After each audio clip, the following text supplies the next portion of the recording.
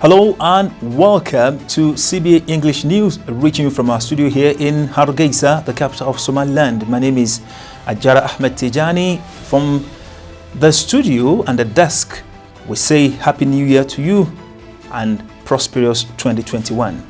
Now the headlines. United States begins withdrawing troops from Somalia, but regional hurdles remain. Egypt summons Ethiopia diplomat over Nile Dam remarks. President Uhuru declares 2021 a rebuilding year in New Year's message. 2021 elections will be peaceful, says Museveni. President Cyril Ramaphosa kisses goodbye to 2020 but warns against the surge of COVID-19 in the year 2021.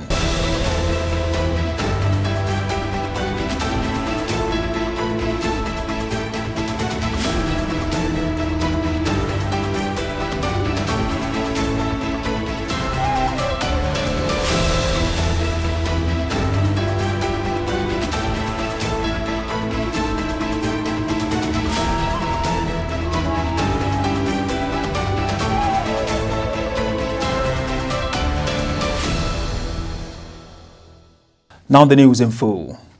The United States military began drawing down this week in Somalia as part of President Trump's vow to reduce overseas deployment. Some 700 U.S. troops have been training Somali forces to defend their country against the extremist group Al-Shabaab, but they will now have to conduct that mission from elsewhere, raising fears among some Somalis that the move will leave them vulnerable, according to the report. Along Africa's east coast, Somali forces are learning to lead the fight. Their trainers are American, equipping them to defend their own country from Al-Shabaab.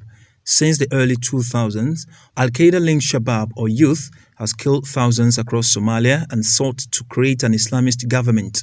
And they have also attacked over the border in Kenya, including killing 2 U.S. soldiers earlier this year, as seen in these propaganda photos. The Somali troops trained by U.S. Special Operations Forces are Somalia's own elite unit. 37-year-old Colonel Ahmed Abdullahi Sheikh used to command the Danab. He says he grew close to his U.S. officers through training, mentoring and advising. But U.S. Special Operations Forces are now leaving. The United States military released photo of a carrier strike group and its 5,500 sailors off the coast of Somalia, protecting some 700 U.S. troops as they withdraw to neighboring countries and consolidate onto U.S. bases.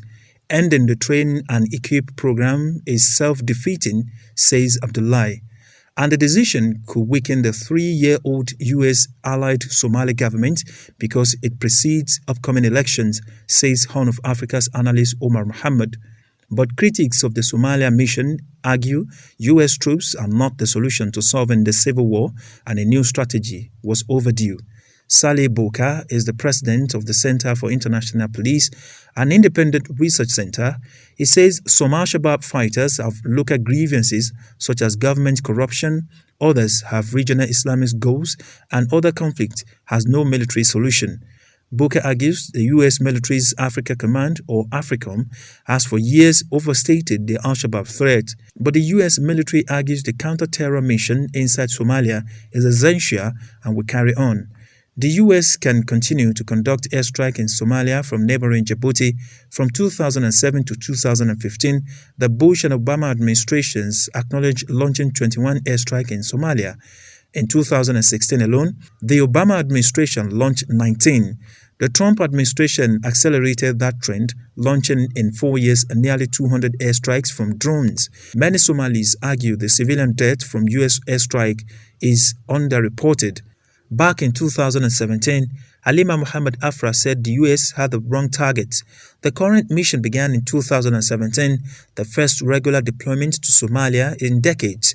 The effort ended in 1993 battle that became known as Black Hawk Dawn. 18 U.S. soldiers died.